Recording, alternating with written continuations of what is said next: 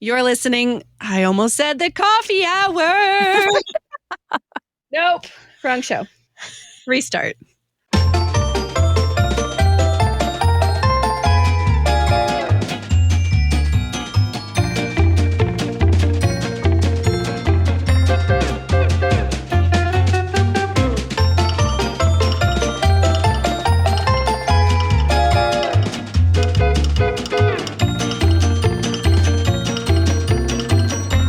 You're listening to the Lutheran Ladies Lounge podcast. I'm Sarah. I'm Erin. And I'm Rachel.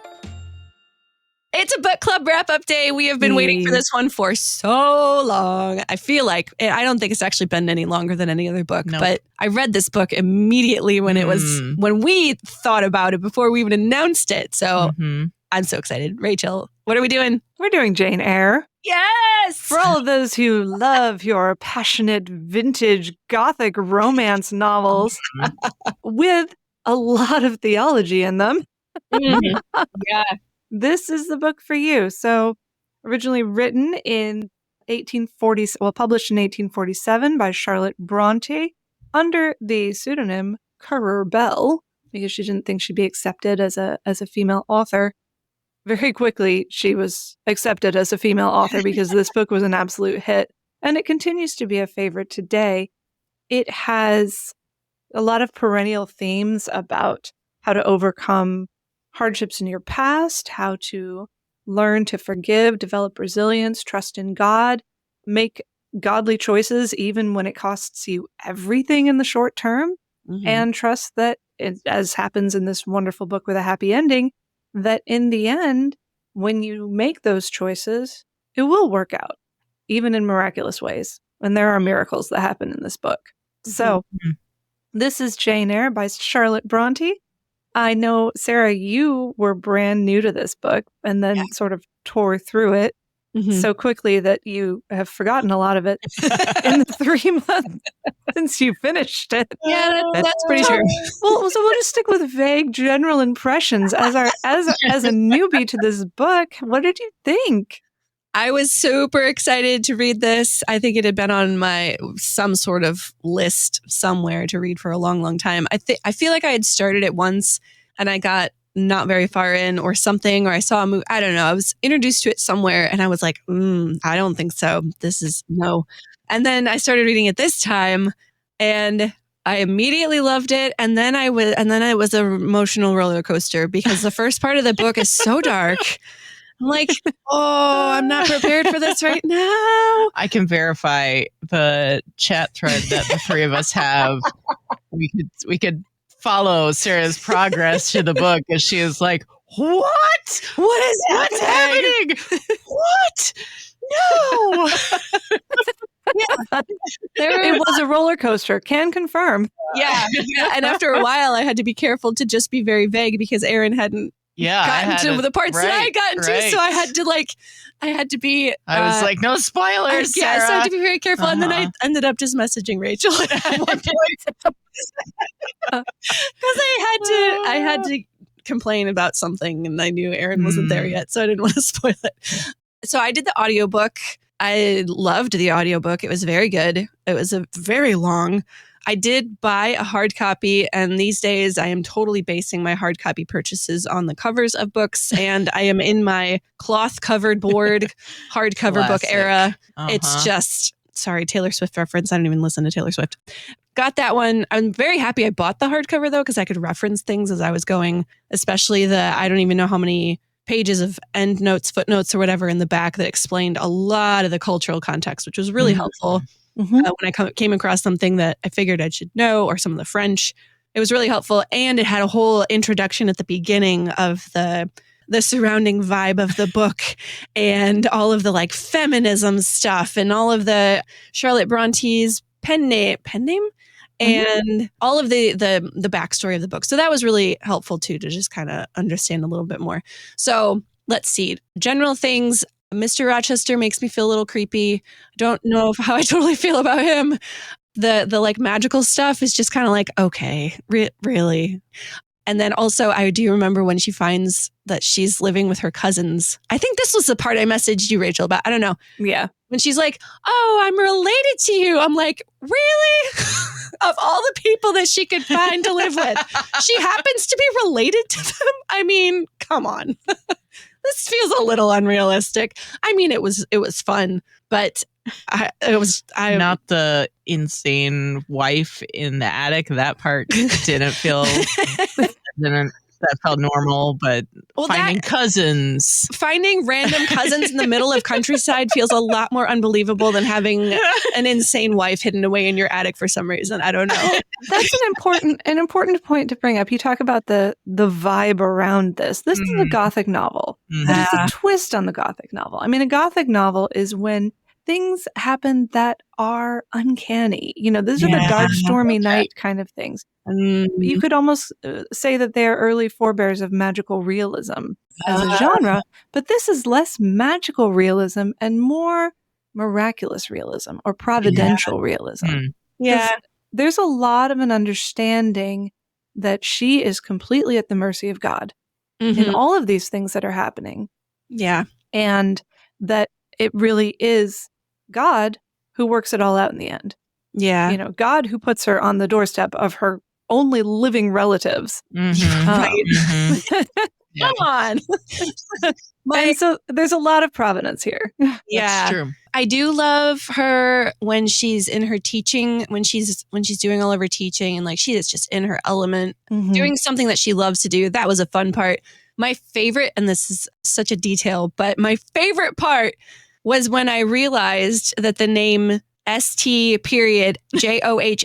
is pronounced St. because I was reading, I was listening to the book and I was like, St. John, that's an odd name, but okay. And then I was trying to find my place in the book after I had met St. John and I couldn't find it. I was like, where is this St. John character? And that's why I had to look it up. I Googled, what is St. John? St. John is St. John. Okay. Yeah, chalk it up to the British love of eccentric names and their persistent insistence on mispronouncing things for the sake of it.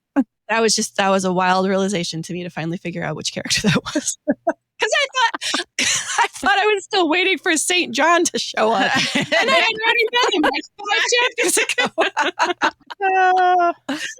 ago. Adventures in literature. Yeah. Yeah. All right, Erin, apparently you were affected by the crazy wife in the attic. Tell us about your experience. No, I absolutely. So this was I think it was the third time that I started the book and the first time that I finished the book. Hey! Well done. Progress. So I started reading it at least twice and got, I don't know, somehow it was never assigned to me in high school growing up. Too much God, probably. Yeah, maybe. I don't know.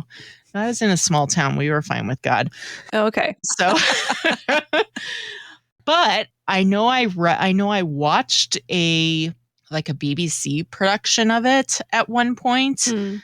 However, and that I was like, okay, well, I sort of get the gist of the story, I guess. However, they did, now as I think back on it, I'm like, yeah, the crisis moment in both cases is much watered down because it's much less of a crisis of faith and more of a crisis or moral, either one. But it was more of just a romantic crisis, if that makes sense. And it lessened it, which I didn't realize at the time, but reading it through this time, I was like, well, it's a lot happening in this turmoil. So I read it, and indeed, I thoroughly enjoyed it this time. This time I did choose an audiobook for it, and I think both previous times that I had tried to read it, I had started with a print copy, and it was great. I also expected, based on my previous experience, I expected to it was going to be one of those that I would have to sort of suffer through the beginning, but then it would sort of take off. But no, I actually it caught my interest from the very beginning, and with Jane as a small child going through these struggles and challenges. Anyway, so it was that part I thoroughly enjoyed. I liked it the whole way through. Excellent. So it's a winner. I did love when Jane first meets Mr. Rochester on the road. That scene, I was like, oh, it's him. I know it's him. And it was so good. For me, I first read the book, I think, as a teenager. Mm-hmm. I had, after encountering the 1996 BBC miniseries of Pride and Prejudice on vacation in Hatteras, North Carolina. I remember the Hurricane Edward came through, so we couldn't swim in the beach. And so I just watched TV all week, and this was on TV. But that led to me tearing through all the available Jane Austen novels I could get my hands on. And after I finished them, it was like, okay, now what? Well, I guess there were other well-known female writers writing kind of romantic books at the same time. I'll try this instead. Whoa, Nelly, not the same thing. No. And I think because I was hoping it would be another Pride and Prejudice, and it wasn't, that I did not fully appreciate the book. Like, I enjoyed it. Of all the Bronte sisters, I think this is my favorite because it's so hopeful. Wuthering Heights by Emily Bronte is just bleak. I haven't actually read The Tenant of Wildfell Hall. I've read one of Charlotte Bronte's other books, Villette, which was very good. But this one is special. But I was unable to appreciate it at the time because there was no Lizzie Bennet. Jane Eyre, not Lizzie Bennet. Okay, whatever. No. So fast forward like 2 decades, and I pick it up and I read it, and I'm like, wow, this is good. And then I set it aside again. But last fall, the reason we did this book club now, I fell, I hurt my knee. I basically was laid up for like 6 weeks, which is very frustrating for me. I don't like doing that. So I picked up Jane Eyre yet again. And I was maybe I was in a more spiritually receptive state because of the injury at the time. But I remember being blown away by the depth of the content, of the character, and especially of all those moral and religious lessons, which you're right, Erin, are completely left out of scholarly discussion generally, secular scholarly discussion, and completely left out of even the film versions that do a very faithful job of relating the book's dialogue and action. They leave out a lot of the inner dialogue, which is where all these faith struggles take place. And so that was why I came out of that experience going, we got to do this for book club. There's so much there. And if you, like me, just read Jane Eyre as a teenager, just read it for the romance, the creepy crawly vibe of the mad woman in the attic, the happy ending, whatever, go back and reread it as a fully mature adult who's done a little more living, because I think you too will just be astounded at what's there. Yeah. Of course, it's not perfect. I mean, and we might talk about this later, but I don't think Charlotte Bronte would necessarily pass LCMS doctrinal review in all points. She had a few sort of heterodox ideas, but for the most part, she's a typical, faithful, old school Anglican clergyman's daughter. And she had a deep faith of her own. And that comes through. She was shameless about putting in, I think she couldn't imagine writing a book that didn't involve these themes of moral struggle, of providence, of all of these things, forgiveness, and all the rest. So yeah, I love the book more today than I ever have, and I'll probably read it again in the next few years just to pick up even more things that I missed. Yeah, no, I'm sure this will be one that I will end up reading again. I'm a big fan of rereading books that I enjoy, and this one is dense enough that I know I will pick up on things that I forgot or didn't even realize were important the first time through, and see more connections again. So, and I definitely appreciated doing this in book club, because I think a lot of people are familiar with this book. A lot of people really enjoyed the opportunity to revisit the book. And there were a lot of people who showed up who said, this is my favorite book. I have read this umpteen times. Yeah. And I'm so glad I get to talk about it. So this last week, we had 45 women show up for our book club online Nice. and some amazing and very in-depth discussions of the various content. I asked a couple more questions than I sometimes do throughout the week because I kept not being able to decide between one question or the other. Well, why not both? Uh-huh. And even at the end, there's like, I don't know, half a dozen things I wish we could have talked about that we didn't. But we did cover a lot of ground. So as we often do, I will ask each of you, were there any questions that were discussed during our online book club that you'd really like to dig into a little bit more in depth here? Let's talk about Jane's love life. Let's see. Okay, we went there. Yeah, of course. Because, I mean, Rochester and then St. John, I mean, it's like a huge storyline of will she or won't she end up with a man, and which one is it going to be, and how is it going to affect her life, and how is she going to choose, and all of these things. And there's just a lot. It's very complex. So question 3, how comfortable are we with Jane and Rochester's romance? You ask a lot of very fair things of all of the red flags, like the power differential because he's her boss. And she just doesn't know a lot about the world because she was at boarding school and he's been all over the place and also has a child, right? And he says it's not his, right. But he can't say for sure. Wink, wink. It's not. Yeah, okay. We all know what that means. He's rich. She's definitely not. Like, there's just so many differences. Honestly, I don't know that I have actually settled on anything. It's very interesting to think about because on the surface, like when you put all of the red flags down, it's a hard pass because like there's no, like, they're just so different. Mm-hmm. And yet when you read how their characters interact, like I kept forgetting about the age difference actually. Yeah. Because it's what, 25 years, 30 years. So throughout the book, he is 35 and she is 18. Okay. Which is, a similar age. It's less of an age difference than shows up in, say, a book like Emma. Yeah. So that's what, 17 years? Did I do that math right? Okay. So like it's a lot, but it's not quite creepy level of a lot. Like he is old enough to be her dad, but not by like a ton of years. It's not like they're, 30 or 40 years difference. That would be weird. Mm-hmm. So like the age difference I kept forgetting about because intellectually and like what goes on in their brains, they are on the same playing field and they did offset each other very well. And like the relationship was more than just like, you're a woman and so I want to end up with you at the end. It was a lot more of a slow burn of an intellectual kind of relationship. And I don't know, I found that really fascinating. And so I'm not mad that they ended up together. Definitely better than St. John got weird very quickly.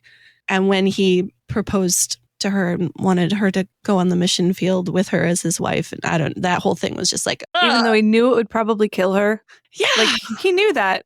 And he knew that she would never love him and he would never love her. But yeah.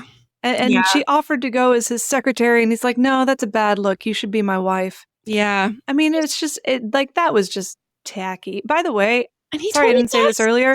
Spoilers. Oh. Spoilers. If you haven't read the book and don't want spoilers, don't listen to this episode. Run away. Listen to a book club episode if they don't want spoilers. Shame on you, listener. Shame on you. I suppose that's more of a theology thing with St. John's gaslighting too. Like that was one of the biggest theological points. I was like, whoa. So you mentioned St. John's gaslighting, his manipulation, but the truth is Rochester also is guilty of some massive manipulation. Oh, absolutely. Yeah. Especially, aside from all the lies, like, oh, I've never been married. I don't have a crazy wife up in the attic who's going to completely throw a wrench in this plot. That's a problem. Like, that's one of the biggest, like, unbelievable parts of this for me personally is like, if someone lies to me that much about something that fundamental in their lives, like, that's going to be, like, how do you trust that person again? So, and that is Jane's superpower that she learns. And that's why all that dark stuff at the beginning of the book is really necessary to show that she has been truly wronged and doesn't know how to get over it. And then Helen Burns, her whole function is she teaches Jane how to get over it and forgive Yeah. Right. and be free in the forgiveness that comes just naturally. Yeah. Mhm. Yeah, so that part of the story is not irrelevant to the overall Right. plot. Mhm. Yeah. Because otherwise we cannot explain how Jane could possibly forgive this. I mean, even aside from the crazy wife in the attic, there's also, don't forget the Blanche Ingram, like weeks Yeah. of life. He invites his whole party Specifically. for the and basically courts a rich, beautiful woman who is nothing like Jane Yep. for the sake of manipulating Jane Yeah. into making her jealous. I mean, that's what does that? Like the more we talk about him, the more I'm like, oh, nope. There's someone better. Yeah, but and so that I think is something we need to acknowledge. Jane considers herself worthless, but the truth is she doesn't deserve either of the guys that comes after her. Oh. And they do. They come after her. Yeah. Yeah. I did notice something that adds to the creepy factor, but also explains a lot of this time. This was one of the last comments I put up earlier today in our thread. Did you see it? Where Jane is, there's no mystery as to why he loves her. She is exactly the opposite of Bertha. Oh, yeah. In every way. Mhm. Yep. Every way. Mhm. Mhm. Like from tall, powerful, dark to pale, short, thin, delicate. Does he love her even? We'll What's see. that? So does he actually even love her, or does he love the idea? Like he loves the opposite. Does- I don't know. I wondered that a lot. As Mm. I loved it. I did not love Rochester. Yeah. I am It's just not creepy. especially thrilled with how it ended. I still loved the book, but I did not find myself I was not one of those that was like, oh, how will they ever end up together? Mhm. Yeah. Honestly, I was hoping there was a third option that was going to randomly happen. That would have been We had one suitor and he didn't work out. And then we had another suitor, surprise, also didn't work out. Third time's the charm, right? I was hoping that, especially the way Yeah. St. John and her ended. I was like, this is just Right. weird. Like, she's got to Right. win somewhere along the line. Yeah. And Some yet- mystical voices over the plains. She does get a third option. The Rochester at the end is very, very different. Oh, that's true. Oh, right. I forgot about all of that. He is no remembering this longer now. the strong, powerful lord of the manor. Yeah, that's true. His manor has burned down. Right. His strength is gone. His eye, he's totally blind and Yep. dependent. I forgot. Yeah. He's depressed. He's surly. He's single. Yay. Question mark? Good for He Jen. is humbled by everything that has happened. And he has finally, most importantly, turned a repentant heart to God. Yeah, Like, this is not the same man that's that true. she left. And so I think that's where I like to leave the Jane Rochester relationship, is realizing she does get option 3. And Yeah. it's different and better. And also the power dynamic is gone because she has, in the meantime, become independently wealthy, Yep. seen a lot more of the world But than she had before, almost and she's got actually family. Completely flipped. It's like it's no longer yes, there's a power dynamic. Now Jane has all the power is Yeah. what it is. Feminism. It's Sorry. not it didn't make for an equality. Yeah.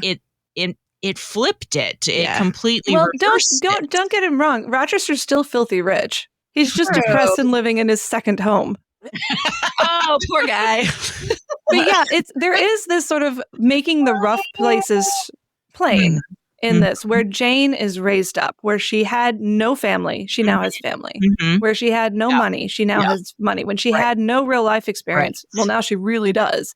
Yeah. And Rochester, exactly the opposite. He has lost and been brought down. And so now, whereas they always were, in some sense, intellectual equals and equal in worth and dignity, Yeah. now they're closer to being equal in all the other ways as Mhm. well. Yeah. Mhm. And so it's a really neat twist at the end, because then you can be sort of more at peace with it. At least I can. Yeah. That's true. Yeah. So, I don't know. I'm still conflicted about the whole thing. yeah, fair enough. It's Which is kind of weird. fine. I enjoyed reading it. Uh-huh. It's a reminder too, like we read through the lens of our own Yeah. culture. And our Absolutely. culture says that there is there is an age limit over which it's weird and creepy if you get married. That there should be, and I started off the question by putting us within the post #MeToo context, where everyone is hypersensitive to any sort of power imbalance in a romantic relationship. Yeah. But that was not the case, 150 years ago, That's true. 180 years ago. Right. Where older men, younger women were very common, where financially independent men and more dependent women, very common, that wasn't necessarily a deal breaker for a very happy marriage. Yeah. Yep. Yeah. So Which it's is why good to sort out our lenses.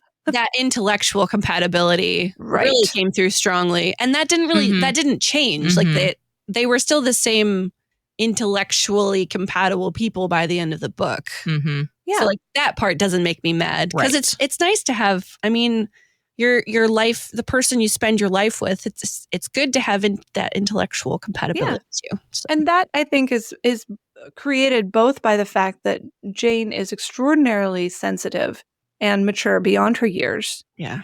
Thanks again, partly to Helen Burns and of course Miss Temple and all the early struggles that she had to overcome. Yeah. And Mr. Rochester is in many ways in a state of arrested development. Yeah. At the beginning of the book. Yeah. Where his troubles with Bertha basically caused him to hit pause on any sort of moral, spiritual, or emotional development for 15 years. Yeah. And so they really are intellectually on the same level. Yeah. Which is why I kept forgetting about the huge age difference. Yeah. They bring it up and I'd be like, oh, right. He's old and she's young. And yes, exactly why you said. Yeah. All right. Well, we'll probably never be completely at peace with this, but I mean, this is why it will be a great book to go back and reread.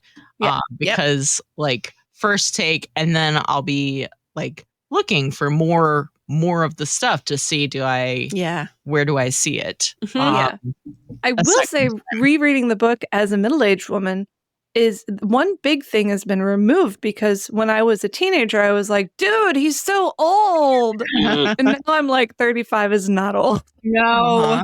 He is in the prime of life. Now you're like, oh, she's so young. Yeah. Yep. Okay, Erin, what else do we need to talk about here? Okay. So I was contemplating either you asked some great questions, Rachel, honestly. Thank you. So I was contemplating either question 2 about what does it mean to be a woman? What do we see in this book? Or question 5, which is the theology of Jane Eyre. Now you see why there were so many questions. I know. I mean, it's a long book. There's a lot in here. There is. So maybe we'll go with the theology of it. Okay. How would you describe the theology of Jane Eyre? And I remember the first thing that, as I was reading it, that the first time that I was like, what? Was when she was a small child, or not small, but like she was a child and still living at her aunt's house. And Mr. Brocklehurst, Reverend Brocklehurst, came and was asking her, like, do you read the Bible? And she was like, yes, I love Daniel and Revelation and I don't know, some other book, but one of the other. I'm like, what child reads those books as like, these are my favorite? Yeah. I mean, Genesis, Daniel, and Revelation are the slightly more spicy than some parts. They are, but also just like those are the ones that you just sit down and read for fun, as opposed to like, those are clearly the ones that, yes, she just came across herself. But later with Helen, she's like, have you read the Gospels? And she's like, no. And I'm like, what? You went straight to Revelation and skipped right. Doesn't everyone know? Like, this is so true to life. Kids, you give them a Bible and they are not going to necessarily go straight to the Gospel of John. Yeah. Well, that there, though, is like, so clearly she was not given given instruction, because you don't start out by just thumbing through the Bible and that's how you learn about it. Yeah. If you're given instruction, you get the introductory parts. You get Genesis, you get Luke, you get Jesus, like you get the Jesus the stuff. stories. You get Jesus. you get the stories that help you understand like how it all fits together. But you don't get the confusing prophetic dream passages. Those you get when you're just flipping through it on your own and your attention is caught by mention of, fire and demons and angels. And you're like, woo, my imagination is going, wow. Right. So she didn't have instruction, clearly. So she found this just on her own by flipping through and noticing interesting things. So that was interesting. And then when Helen came along and just like blew her eyes open with how could she be responding in this way to this sort of treatment, she's just gonna take it. Yeah. I mean, Jane with her aunt, Jane was horrible with her aunt. Her aunt was horrible to her, but also like that was a horrible way to speak to her aunt. And so later she went and she asked forgiveness. Excellent. But she had no idea that would be somehow inappropriate way to interact with her aunt until later when she sees Helen enduring this really hard treatment and just taking it because that's what we do as Christians. You're right. I could be better. I'm a poor, miserable sinner, and thank you for helping me improve. Yeah, that attitude is amazing, and I think it's just from a Lutheran perspective. You look at Jane's upbringing, and in some ways, she was taught so much that is either wrong or incomplete about Christianity in terms of, not much beyond sinners go to hell. You don't want to go to hell. You better be good. Yeah. But at the same time, in her boarding school life, she's exposed to extraordinary amounts of scripture that they recite the Sermon on the Mount together every week, that they hear, essays and sermons and prayers and large portions of scripture. The word of God does not return to him void. Yep. Absolutely. And you can see through this exposure, even though Jane lives through some horrific things during her school years, which, by the way, are semi-autobiographical. Charlotte Bronte herself was sent with her sisters to the clergy daughters' school at Cowanbridge in Lancaster. Interesting. And Charlotte, this is from Wikipedia, Charlotte maintained that the school's poor conditions permanently affected her health and physical development and hastens the death of her two older sisters, who both died of TB that May. I mean, like this, the most outlandish part of the book is completely true. My mother was telling me, because she's a huge Charlotte Bronte fan. And we were nerding out about it because she's visiting this week. And she said, that the book, when it was first presented to be published, had to be revised to remove some of the more telling markers that would have let everyone know what this school was. Oh no. It was apparently a huge scandal. Yeah. Wow. And so she had to go back and make it a little bit more ambiguous, but everyone still knew. Yikes. So that is, she goes through some extraordinary suffering, but she does so completely inundated with the word. And as a result, what does she come out of that with?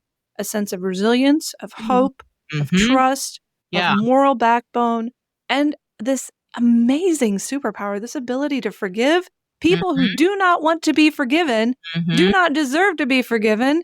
And yet she just, without even thinking, says, I forgive you.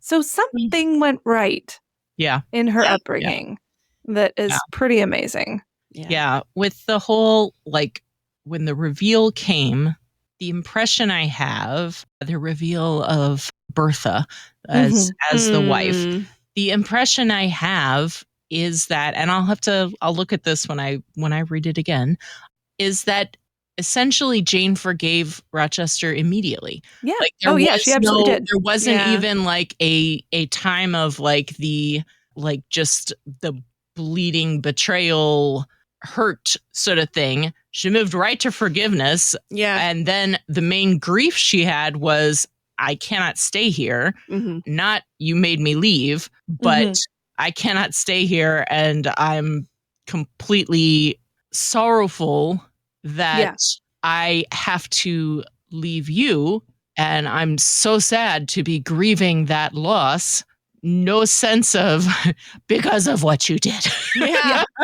You manipulated me. You lied to me. I like none of that. She moved right to forgiveness, and that also like she doesn't explain that. The author does not like explain her thought process. The author doesn't call it out to that extent. You have to sort of read that simply by the actions of what she's doing.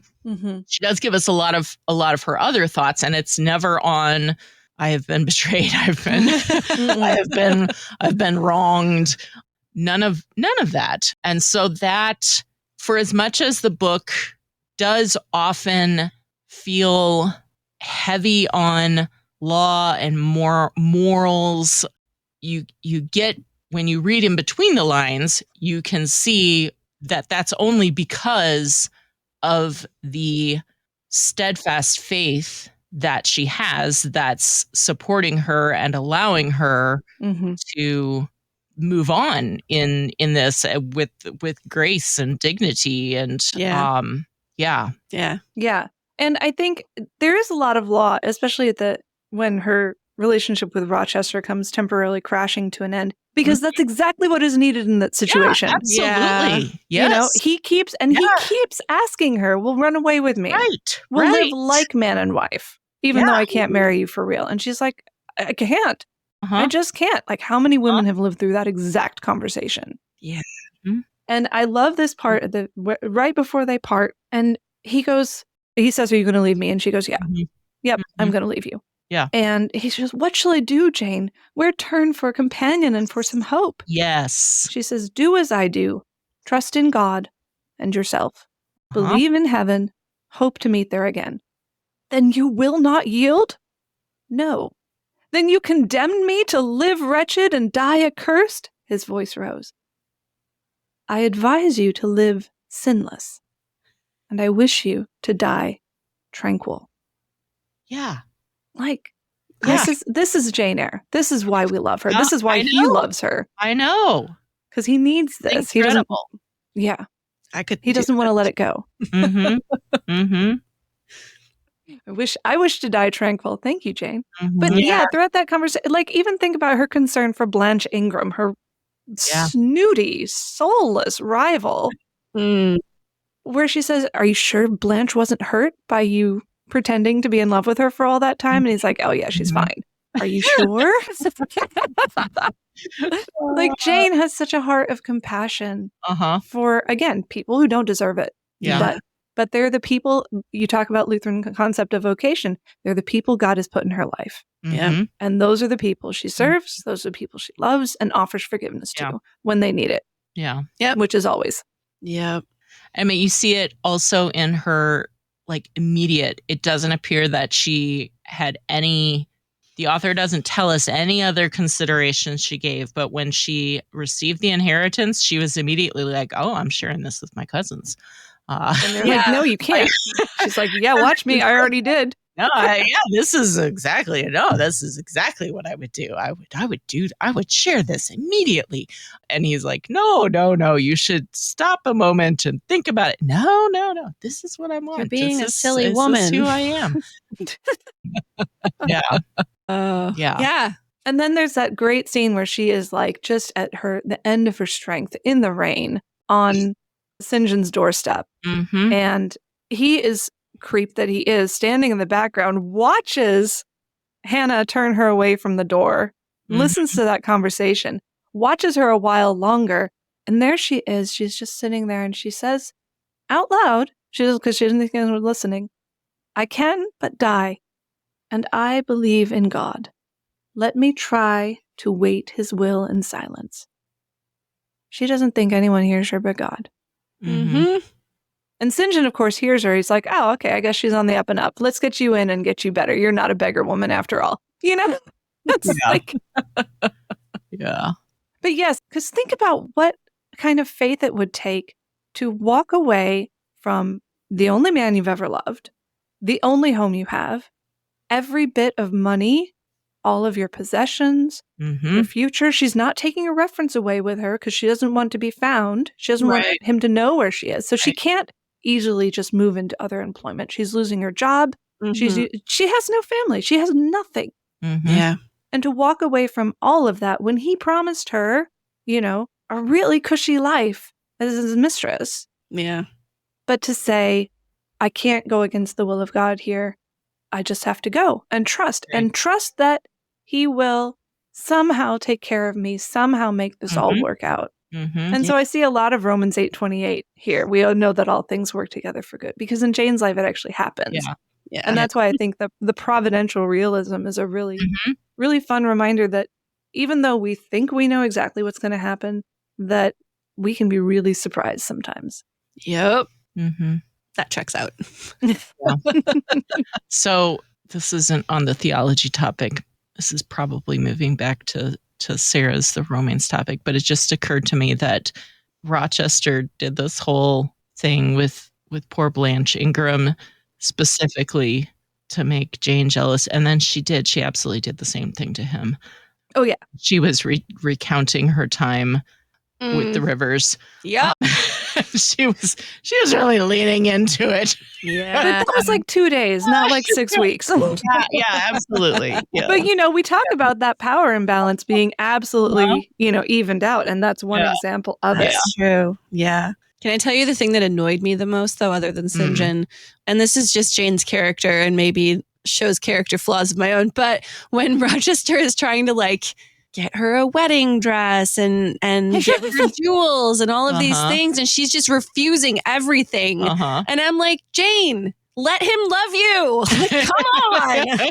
He wants to give you gifts and like show you that he actually cares. I mean, he still has his wife in the attic, but like he wants to do this stuff. Like, let him. I don't know. That's probably just my own personal soapbox, and it's her character, you know, to be very just humble and not think that she doesn't deserve things, which I mean, okay, but I don't know. I was getting annoyed at the consistent, like, oh no, I don't deserve any of this. Like, well, okay. Of course, what she was really doing was to ask him to love her as she was. Yeah. And not to love her for what he could make of her. Yeah, and then eventually she does meet him in the middle. You know, she's got that lovely pearl gray silk dress, which honestly, I'd rather have that than a flashy pink thing myself. I can relate. See, this is probably just me and my own character reading into her character. You wanted the big frilly pink dress, didn't you? I would have worn it. And all the jewels, all the bling. Yeah, it's true. Yeah, maybe I don't really grasp that concept of being like, no, I'll take the less frilly thing. Anyway, that was all. Before we close the conversation on faith and theology, I think we really need to talk about Rochester and his turn. The thing that actually is the only thing that could have made him worthy of Jane. Yeah. And that is this wonderful paragraph where he's relating what happened after she left him. Oh, yeah. You know, the ultimate act of the law, the cuttingness of it. Yes. Yeah. He says, Jane, you think me, I dare say, an irreligious dog, which... fair. Was. Yeah. But my heart swells with gratitude to the beneficent God of this earth just now. He sees not as man sees, but far clearer, judges not as man judges, but far more wisely. I did wrong. I would have sullied my innocent flower, breathed guilt on its purity. The Omnipotent snatched it from me. I, in my stiff-necked rebellion, almost cursed the dispensation. Instead of bending to the decree, I defied it. Yes, he did. Divine justice pursued its course. Disasters came thick on me. I was forced to pass through the valley of the shadow of death. His chastisements are mighty, and one smote me which has humbled me forever. You know I was proud of my strength, but what is it now, when I must give it over to foreign guidance as a child does its weakness? Of late, Jane, only of late, I began to see and acknowledge the hand of God in my doom. I began to experience remorse, repentance, the wish for reconcilement to my Maker. I began sometimes to pray. Very brief prayers they were, but very sincere. Some days since, nay, I can number them, 4. It was last Monday night, a singular mood came over me, one in which grief replaced frenzy, sorrow, sullenness. I had long had the impression that since I could nowhere find you, you must be dead. Late that night, perhaps it might be between 11 and 12 o'clock, ere I retired to my dreary rest, I supplicated God that if it seemed good to him, I might soon be taken from this life and admitted to the world to come, where there was still hope of rejoining Jane. I mean, this change, this man who felt no remorse and suddenly feels remorse. Yeah. Who was an irreligious dog, but suddenly is praying all the time. I mean, this is the work of God in his life. Absolutely. Yeah. And it's one of my favorite moments in the book, even though, Sarah, it is also the setup for your least favorite moment. Voice comes echoing across the moors in the night. Jane! Oh, you hated that moment? I rolled my eyes so hard. I was like, this is coming out of nowhere. Like, really? Yeah. We should say that, and this was something that one of our fellow book club friends pointed out in the book, there is not quite enough gospel in this book, and there is almost no Jesus. Yeah. So it's an incomplete kind of theology. But for what it is, this theology of, you've got sin, you've got righteousness, you've got trust, faith, repentance, remorse, forgiveness, reconciliation, providence. I mean, there's a lot here that we can, like Mr. Rochester, feel a real sense of gratitude for. Yeah. One other thing that does occur to me, like the whole part with the fire and the fact that he essentially risked his life to attempt to save Bertha. Yes. You could see that as like that's one of the signs of his conversion, his the change in him, the willingness to risk your life for somebody that has done you wrong and made your life a living hell. Quite literally, and to pursue it and be like, I can't not. So greater love hath no man. It's all, none of it is explicit. It's all like gospel stuff is all implied.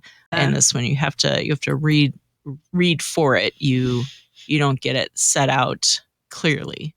Yeah. And there are some real scoundrelly religious figures too, like Mr. Brocklehurst and to some extent St. John. One of my favorite characters is Eliza Reed, the hyper rigid, routine-oriented young woman who is planning to go convert to Catholicism and become a nun because she likes the lifestyle. Yeah. And then you see her contrasted with her sister, who is the polar opposite, lazy, indolent, vanity-driven party animal. Yep. And I think Charlotte Bronte's message is pursue a course somewhere in between these two extremes. So we've got some scoundrelly religious characters, but a lot of people exercising true faith. I love that Jane at one point, it explicitly says that she's interrupting Mrs. Fairfax's Bible time for a heart-to-heart discussion. This was a regular thing for her. So it's really nice to see a book taking place in a Christian cosmos that feels really authentic. Yeah. Mix of good and bad. Yeah. Okay, I could absolutely talk about this all day, but we need to pick a new book. Yeah. Direction What are we shall doing? we go? Well, I think it's time we did some nonfiction. Yeah. We've done a lot of fiction lately. And of course, we did the wonderful Meditations book, which is nonfiction, but old nonfiction. How about we tackle some new nonfiction? New nonfiction. Here for It's it. been a couple of years since we did that. Yeah. And this has actually been a season of reading a surprising amount of nonfiction for me and brand new nonfiction. Interesting. Something about the political season made me want to read a lot about the issues and the people that are sort of headlining our world right now. And so I've actually read all or part of 5 different nonfiction books in the last 3 months. which Wow. is, like I said, really unusual. So I'll go over all of them and tell you why we're not picking them. But, they were all interesting, all definitely helped me understand the world better. Okay. And the political milieu in which we currently find ourselves. Mm-hmm. So we'll go in order from least to most likely to be our next book club pick. Okay. All right. So coming in at number 5 would be Pete Hegseth's The War on Warriors, Behind the Betrayal of the Men Who Keep Us Free. I have what you might call a professional interest in this book because my husband is a military chaplain, and Pete Hegseth is currently undergoing Senate confirmation hearings to be our next Secretary of Defense, which is my husband's boss's. I don't know how many. But so I want to know who this guy was and what he stands for. And it's a really interesting book, especially if any one of our listeners has been either in the military or like I am military adjacent over the last 20 years and has noticed a cultural shift and has been concerned about it and wants some sort of clear-eyed analysis, very frank analysis of what's happening and what needs to change in order for our military to get back to what Pete Hegseth will characterize as its core mission of lethality. A military that actually fights and wins wars rather than, fights and wins culture wars or loses culture wars. I don't know. Anyway, this was really interesting. We will not be reading it together as a group because Pete Hegseth cusses like a service member.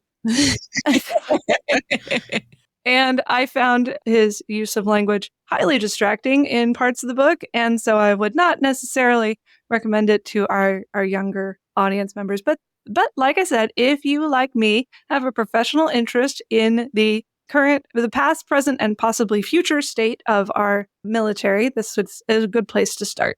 And it's a quick read, too. All right. Next, we have number 4. Same basic theme. This is Vivek Ramaswamy's book, Truths, The Future of America First.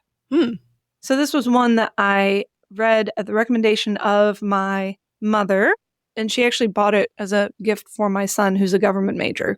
And I read it first, because that's how we do here. And this was a really, really good, really clear-eyed take on a variety of issues facing our society. Things like Chapter 1, God is real. Okay. Chapter 2, the climate change agenda is a hoax. Oh boy. Chapter 3, an open border is not a border. Chapter 4, there are 2 genders. Chapter 5, there are 3 branches of U.S. government, not 4. Chapter 6, the nuclear family is the greatest form of governments known to mankind. Chapter 7, reverse racism is racism. Chapter 8, nationalism isn't a bad word. Chapter 9, facts are not conspiracies. And Chapter 10, the U.S. government is the strongest guarantor of freedom in history. All right.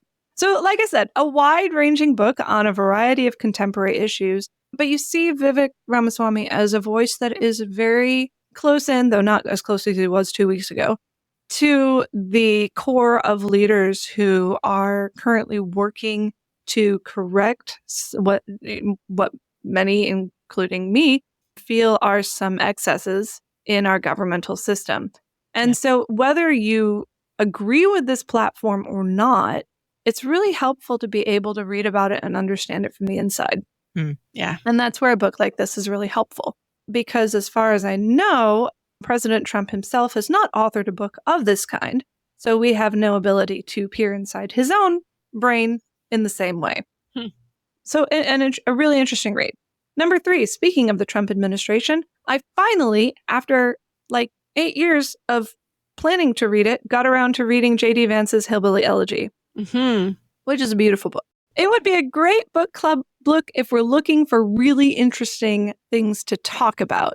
The reason I wouldn't recommend it as a book club book is largely because, again, content issues. This is a really honest and clear-eyed look at a very troubled childhood. And, there's issues of, drug abuse, broken relationships, a lot of language, things like that in there that I think would not make it great for our group in particular. Yeah. But again, I really enjoyed being able to understand the man who stood up and took the oath of office as our vice president on January 20th. And it's a really, really insightful look at a significant subculture within America. Yeah. Okay. That brings us to number 2. And this one would have been a contender. And it might be a contender in the future. Just putting it out there because this is a really, really interesting book. It is called Get Married: Why Americans Must Defy the Elites, Forge Strong Families, and Save Civilization by Brad Wilcox. And believe it or not, this is not a Christian book. This is a secular take on the state of marriage in America and why marriage is such an important institution, because there has been a lot of anti-family messaging that has come out over the last few decades. You know, save the planet, don't have kids. Why would you give up your freedom and independence in marriage? Marriage is the killer of romance. All sorts of mixed and negative messages that have come out about this.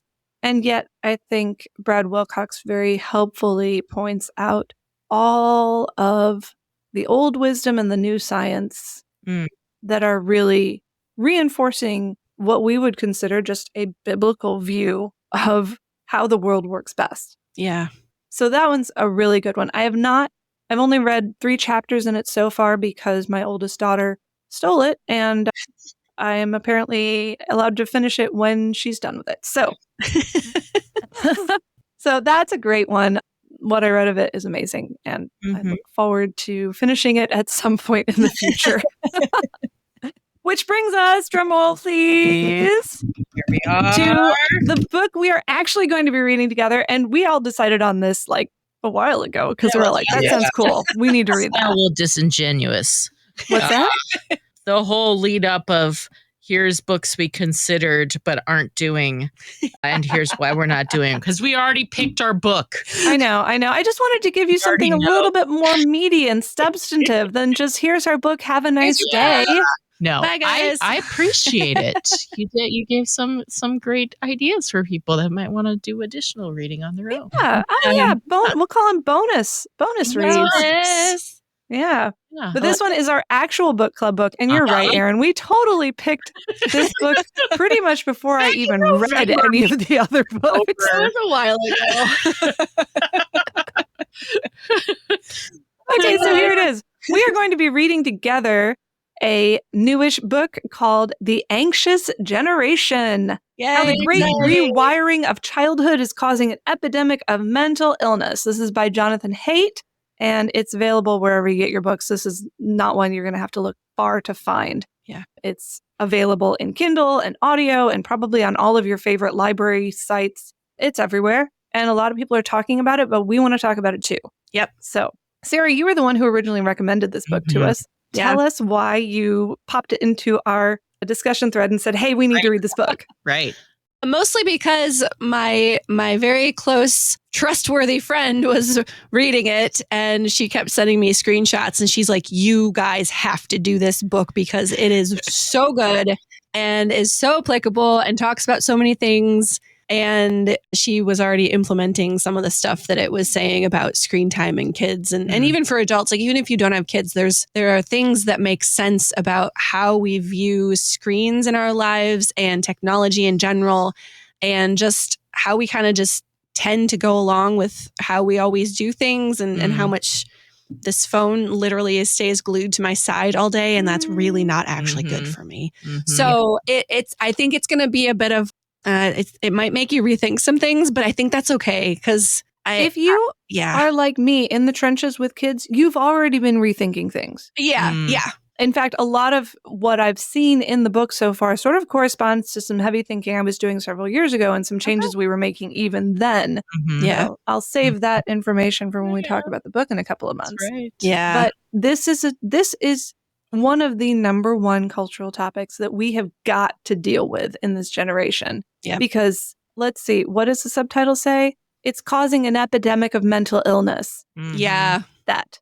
Yeah. And he doesn't even talk about the spiritual stuff, which is just as bad. I mean, even as an adult, I know when I spend less time on my phone and less time scrolling, I'm generally a better person. So and a happier one. And a less anxious one.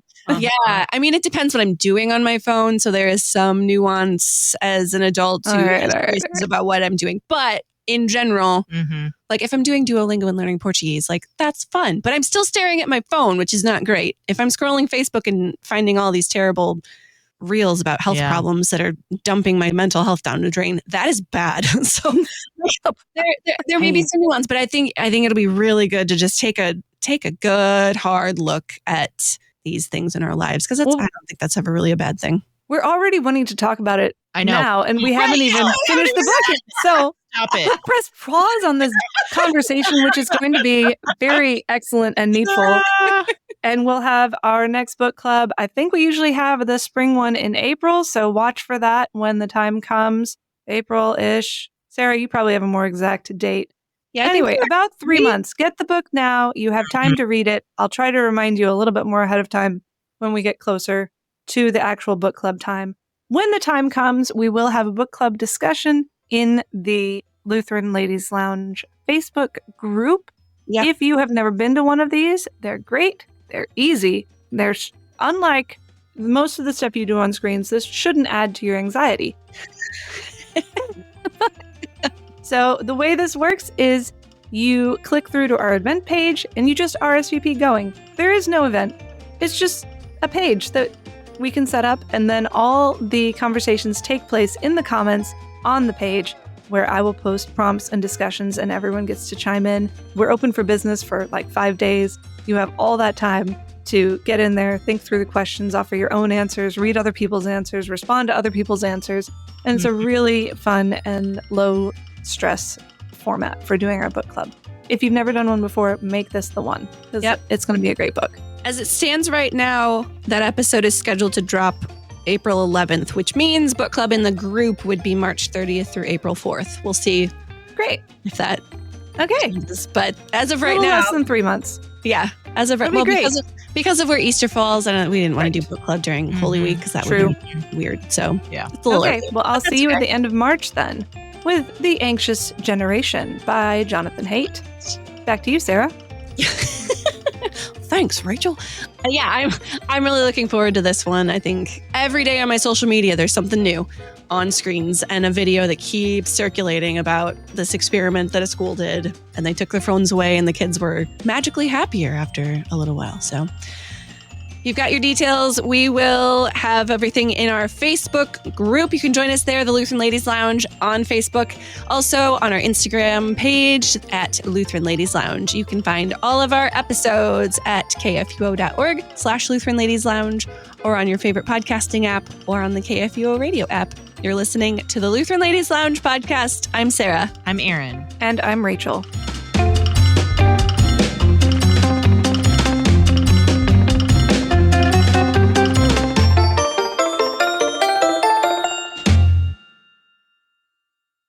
Views and opinions expressed on the Lutheran Ladies Lounge podcast may not represent the official position of the management or ownership of KFUO Radio, the Lutheran Church Missouri Synod. The Lutheran Ladies Lounge is produced by KFUO Radio and available at kfuo.org or wherever you get your podcasts. Don't forget to hit that subscribe button and leave a review for us too. If you love the Lutheran Ladies Lounge podcast, consider financially supporting our producer, KFUO Radio, so we can keep doing what we do. Find out how at kfuo.org/give.